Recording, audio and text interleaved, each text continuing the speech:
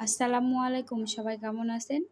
আজকে আমি আর আম্মু সকাল সকাল আমাদের ঘরগুলো পরিষ্কার করার চেষ্টা করছি। তো এই তো আমি এক সাইডে পরিষ্কার করছি, আম্মু ওই পাশে আছে পরিষ্কার করার জন্য।